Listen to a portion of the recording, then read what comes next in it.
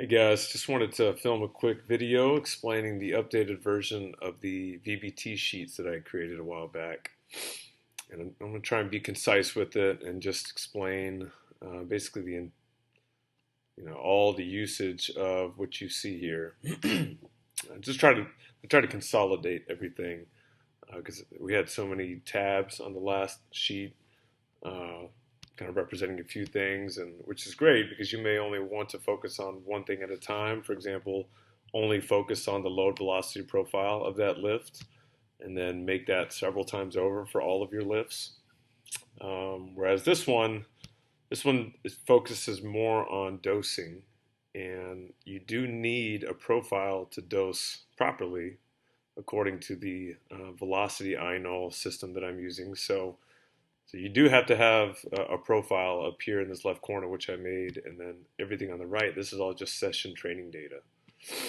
And so it's kind of all encompassing, a couple graphs here to help give you a visual on how the sessions are progressing from week to week, or however you're mapping out your sessions. And I still kept the relative intensity table down here if that's still something that you're interested in, but it's a little more complementary or supplemental than anything. So anyway, here at the top left, also the same is true with the gray cells. These are the ones that you can edit and should edit. The other ones are either formulas or labels that you don't want to mess with. So to start, you'll type in your name. You could just type in anything here, and you'll notice, whatever I type my full name, will show up here on the right.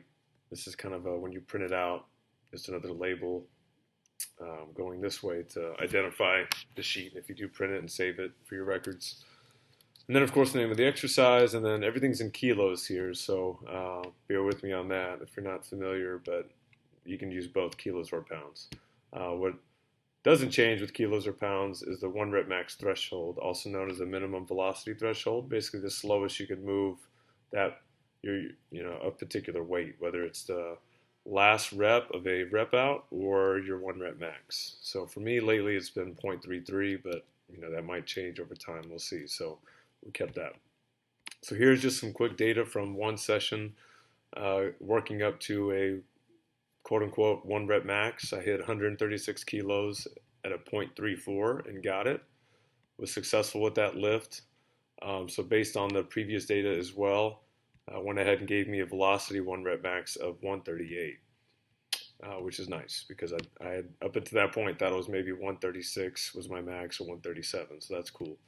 What's really important is that whatever you put in here is your best velocity of that set. So the best I could move 102 was a 7.5. The best I could move a 114, or I'm sorry, a 114 kilo set was 0.59.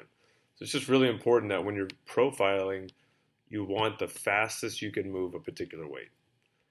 Whereas for dosing, over here to the right, this is a session in which this is actually the exact session that I got the profile from. But sliding over here, you have each set, the loads and the reps. The MPV, and I hope that's not confusing, is the mean propulsive velocity. So the velocity of the entire set. Of 3, of 5. So with 95 kilos and 5 reps, I averaged a 0.63 velocity on that. And then it will score your inol here based on load and reps, and your vinol based on load reps with velocity taken in consideration as well. So if I delete the velocity of this whole series, then it's not going to give me any data for my vinol because that's all driven on velocity and how well I moved it according to my profile.